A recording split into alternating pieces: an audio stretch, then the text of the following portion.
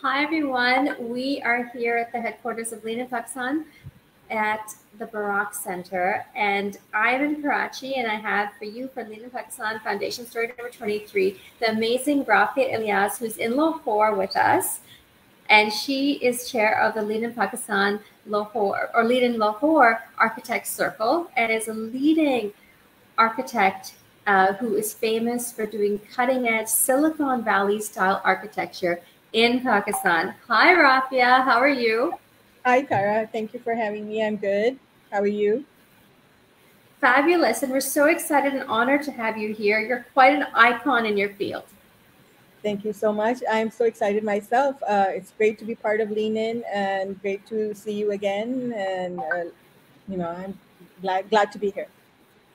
Wonderful. So, since this interview centers around you, can you Mhm. talk a little bit about your childhood and growing up and how you were as a little girl? That's interesting. So I grew up in Saudi Arabia. We are four sisters, and we had the most amazing time. So Saudi Arabia, mostly people think of it as a more conservative and a backward country, but now it's evolving really fast. But while we were there, we had the opportunity to experience everything, and parents raised us so that we would not be afraid of taking steps that we would want for ourselves. My dad always wanted us to be independent and not depend on others. So we had the opportunity to explore all kinds of interests that we had, whether it was biking, whether it was painting, whether it was swimming, whatever. They always encouraged us to do what we like. And that is how I actually ended up becoming an architect, because my dad pursued that if you like the art of building, then maybe this is a field that you should consider. So yeah. Very exciting start. And how and when did you move to Pakistan, and what was that experience like? Oh, okay. So I moved to Pakistan in parts. Basically, what we did, so we've been in Saudi for the past 40 years. I mean, we actually fully moved back in 2021, and we'd been there since 1980. When I initially came to Pakistan for my undergrad, because at that time Saudi didn't have further education for post 12th grade. So I came here for my education, then worked here a bit, moved back, then came back for some more experience. I worked in early Dada at that point. And then my dad actually became ill. So he was in hospital for a while. So then I had to go back to be with him. And then I ended up working in Saudi Arabia for about 5 years. So then I came back again for my studies. I came and did my executive MBA at LUMS, and then been working here, running my business from here, and then flying in, flying out to Saudi. Then permanently moved back in 2021. Okay, how exciting. And you grew up in a family of three sisters, meaning you're the fourth sister, as well Yeah, as your mom and your dad. And my what dad. was it like having so many sisters, as well as the influence of your parents? You've mentioned your dad a couple of times. Yeah. So both my dad and my mom were working, and they were teachers. So my mom was a microbiologist. She was teaching in Saudi Arabia. She was the reason why we actually moved to Saudi. So my dad, he was a banker, and all four of us, we're in different fields. So I am an architect. I have the one who's younger to me. She's a science graduate, but she's teaching business at the business school at LUMS right now. And then I have a younger sister who's a fashion designer, and the youngest one, she's just done her MBA from the Carey School of Business at Johns Hopkins, and she's working in the US. So we were never under the impression that women are supposed to stay home. We always saw our mom working, and so we were always looking forward to working on our own, being independent. And same way, our parents raised us so that we are always independent. We get to do what we like. We explore all kinds of scenarios. We try to meet with all kinds of people as well. So we never had this impression of being Pakistani per se in Saudi. We always had friends who were from, different Arab countries, Turkish, from the US, the UK, everybody was there and we were all one. So, we were always encouraged to consider each person as a single human being rather than a person he, she, or from a particular background. So, yeah. And it's such a fascinating life you've led Yeah. because you, Rafia, sort of single handedly just stereotype people may have about Pakistani women or women growing up in Saudi. Here you are wearing, of course, a hijab, coming from a family that is primarily women, and although of course you had a wonderful father, and growing up in Saudi and moving to Pakistan, and not only are you working and your parents working, your siblings working, but the kind of work you're producing is cutting edge Silicon Valley architecture and incubation centers and spaces, which is very forward thinking, forward looking, cutting edge, and it's being created by you in this space with your background. Can you talk a little bit about how that unfolded?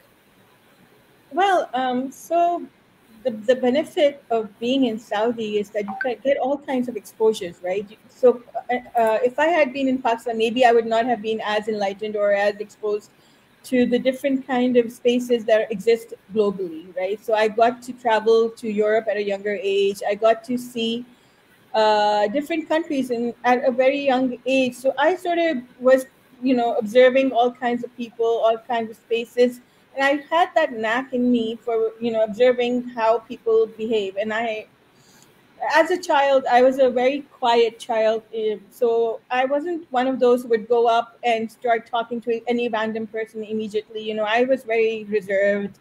So I used to like people watching, and I think that's part of me being an architect, because at the end of the day, you're serving people and their needs, and you sort of understand them at a closer distance than regular people, because you're sort of looking at how they're behaving in a certain space. And so I think that sort of helped me in understanding how important it is for spaces to be defined by the kind of work or use that's supposed to meant to be. And I used to, everywhere I would go, even as a child, I would notice things. So luckily, when I was doing the incubation centers, I had been to the Silicon Valley just before, so I got to experience the kind of space and the exposure that you get in such spaces. So I was noticing that, and I ensured that I could create spaces here similar to that. And I would actually, my idea of being in Pakistan and running my business from Pakistan was that I want to make Pakistan as equal to the West, or the modern world, as best as possible. And we have the potential here. We just don't understand it. Of course. And you know, Ra- how you were able to convince all these brands and companies to take a chance on you and your forward thinking approach, and also for you being a female and convincing them that you were responsible and talented and had enough experience to pull off some of the huge projects you've been doing. Yeah. Um, I guess yes, because I don't again consider myself as female first. I consider myself as human first, right? So that way, I don't limit myself in thinking that I'm a female, so I can't do certain things. Of course, there are often situations where I end up being reminded that I'm a female, so maybe I need to rethink my position. But that's very debilitating, and it's just hard to get around that sometimes. But yeah, always looking forward to doing the best possible. And whoever listens, I love to talk. Then, so if somebody starts listening to me, I just get a hold of explaining my whole idea to them, and then get to work. So I'll take my words back. That means nobody ever doubted giving a humongous project to a brand newly qualified architect. Yes, I still to this day, actually, I'm in the midst of designing these petrol stations for a company, and they're sort of, because I've never done them before, so they were a little hesitant. They're like, "Oh, we would like somebody who has already had experience in the field," and so there are times when yes, you do get some hurdles, but that's part of life. So yeah. Great. And why don't you talk a little bit about your approach to architecture? So my approach to architecture, I see architecture as basically how you say that every day is a new beginning. I feel that in architecture also, every day is sort of like a new beginning, because every day you experience something new within the same space. There are times when you would feel really gloomy in a room, or the same expression is experienced when you're in the same scenario. You would still feel different feeling if you were in a better mood. So basically what I'm trying to say is that architecture sort of influences the mood of the person who's in the space, just by colors and by the use of decor and elements that sort of encourage you to work a particular way or sort of diminish your viewpoint at the same point is sort of defined by architecture of the space, right? What I would say is, for example, this kind of spaces we have, particularly in education these days in Pakistan, right? They're still evolving. If you make them encouraging for students to learn, even a school like an open playground could become a school, and yet an enclosed space will not reflect the school. So yeah. I hope I'm giving the right answer for this one. I can't hear you. I can't hear you. There's no wrong or right answers. It's just about learning about you. Yeah. So the idea is whatever you're passionate about, whatever's your journey, is what we're exploring today. Yeah. Right. Yes. And so outside of architecture, what are your favorite hobbies? I used to like to read a lot. I still do off and on, but not as properly as I used to. I used to be able to finish a book within an hour or two. Now I just don't get enough time. But I like to paint. I like to look at different art mediums to explore art. So I like to be as creative as possible, whether it's just painting, whether it's creating a model, whether it's creating a piece of furniture, whether it's cooking. So everything is very interesting, but you just need to have enough time and enough patience at times. Absolutely. And in the case of the work you do, have you ever worked for an architecture firm? I did. My initial experience. I have about 20 years of experience, and only the past 5 is of my own company. Otherwise, I was working with an architect at some point or another from the day I graduated. So I worked with about 5 major architects.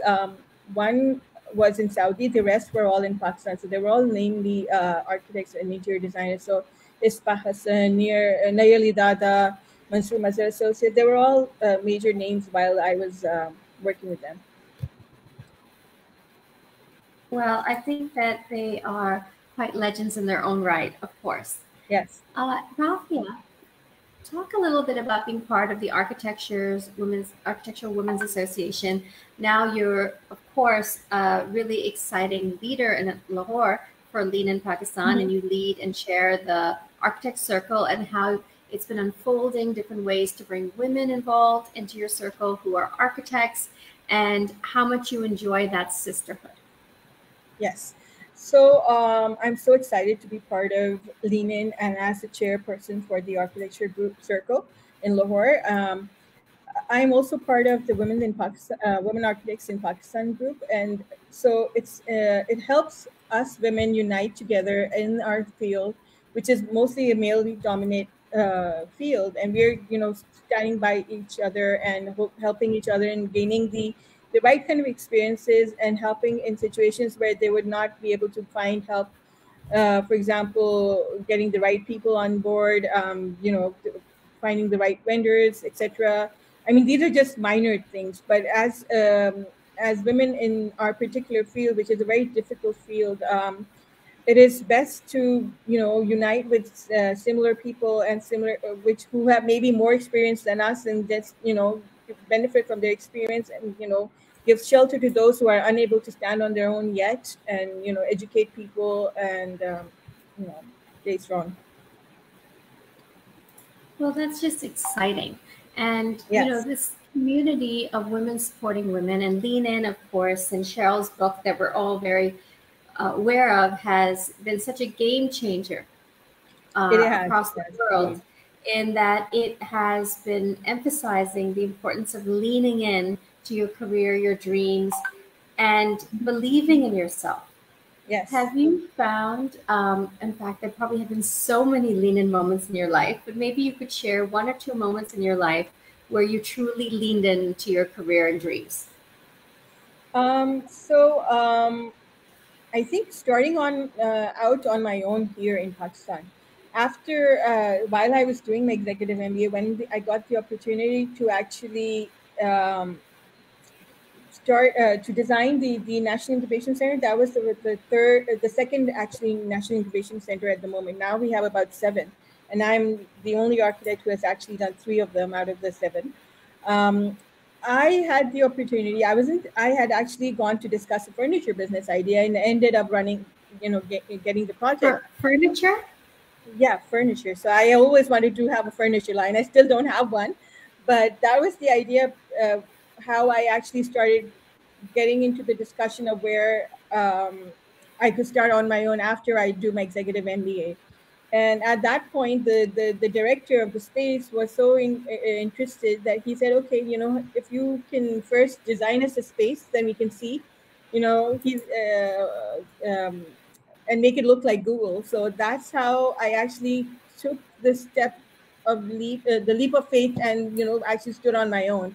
Otherwise, so far till that moment, I was working with somebody, and that is when I was given the opportunity. I was like, "You want me to do it on my own?" He's like, "Yes, you have the experience. Why not?"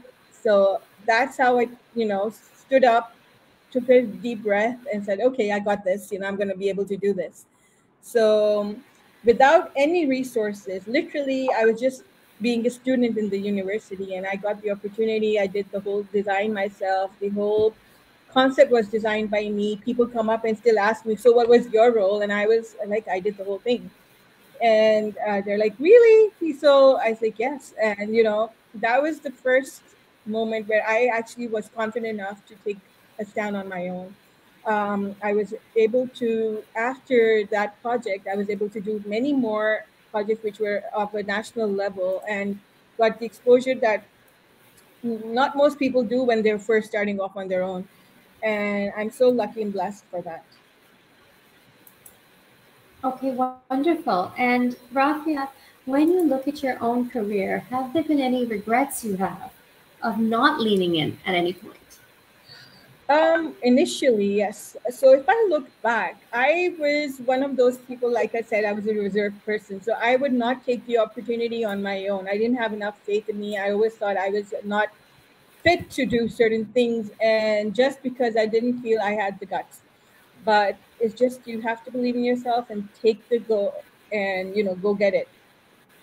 So initially, when I was a student, I wouldn't attend so many events that were meant to be educational for me. Just because nobody else was going, I was like, okay, what am I going to do there? But now I think of those as missed opportunities. Had I probably been exposed to those situations, I would have probably been in a better situation now, even though I am so blessed to be where I am at this moment. No, absolutely. Rafia, what's it like living in Lahore, especially after all those years abroad, both having grown up in Saudi and, of course, your time in Silicon Valley? Yes. Okay, so this is very interesting. I was one of those kids who used to hate coming to Pakistan while I was growing up. I used to be that, oh, I don't want to go here. It's, there were so many things that you look at because you were comparing to other countries, and you're saying that, oh, Pakistan doesn't have this, Pakistan doesn't have that. But as soon as I got into uni, and I spent about 3 years in uni, well, the first 3 years I was crying because there was so much going on. You weren't used to the kind of people over here. So, living in Saudi Arabia, you're sort of in a very protective environment. So you don't get to experience the harsh realities of life till you actually move to Pakistan. And initially it was a little tough, but now I'm one of those people who would not move out of Pakistan no matter what. I still have this argument with my family when they say that, why don't you move with us to the US, because all of them are in the US. So it's just me and my mom and my sister here that I brought here because I was like, no, Pakistan has potential. We have to be here. We have to do our service to Pakistan now. So, but initially it was difficult. I mean, there are certain things that are not done in the swift and sophisticated manner that they could have been done, or a little more conveniently. But we're getting there. Hopefully, once the dust settles, everything should be better, and Pakistan will be an exciting place to be in. And Rafia, when you look at your own approach to your work, what would you say is your USP or unique selling point or unique approach? Um, well, I always have a difficulty to put it into words, but I think that I try to put myself in the background and listen to the person who is going to be using this space. So I like to, my clients always tell me that I get them. So they're like, you understand what you're saying, you sort of try and listen in and do as much as possible to, incorporate all the details that they want in their space.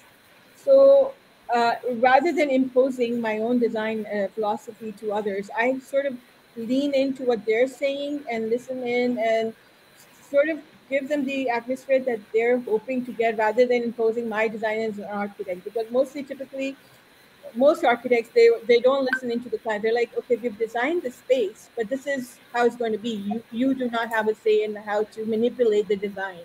I sort of give in and give them the leeway to have the best possible outcome that sort of mimics what's meant to be. At the same point, also is evolves through the decision making done by the client themselves. So I put them in the driving seat, and I take a back seat and just become a teammate and help them as best as possible.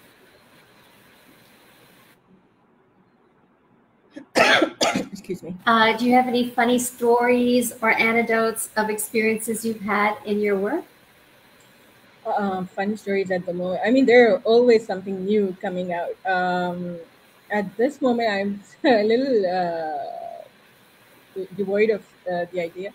But oftentimes, what happens is that certain ideas being generated by the clients themselves sort of don't occur to me at times. So uh, recently, I was doing this house, and the wife was adamant on getting the kitchen done a particular way, and oftentimes I was having a debate with her on how to get her to listen to me, and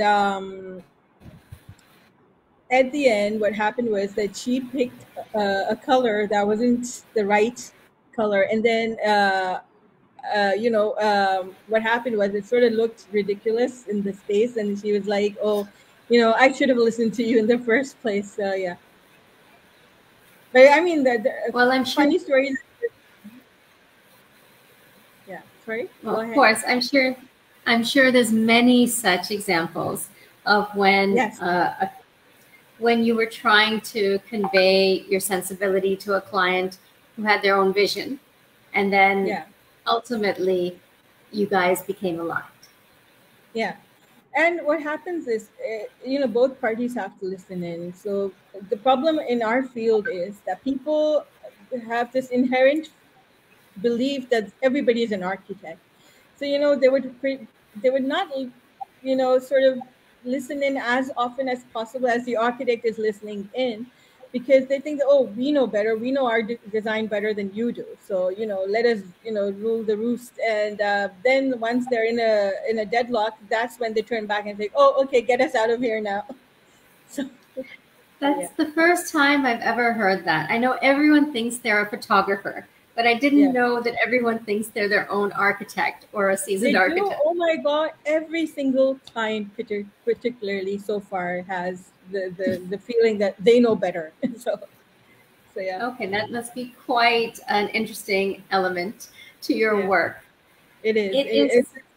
It can get very annoying at the point where when they like listen up, But yeah, Well, you are absolutely a pillar of the Lean in Pakistan and Lean in Lahore communities, and we thank you so much for your service I'm to this so glad to be organization. there and got the opportunity And for this. Yes. we're thrilled to spotlight you today and look forward as your circle is growing and growing with more women architects. And would love to request, when you get a window of time, I know you're one of the busiest people we know, if Yeah. maybe you could interview one of your circle members and Sure, I will. showcase their work as well, because I know that you're a true woman who believes in sisterhood and have been such an amazing leader in this.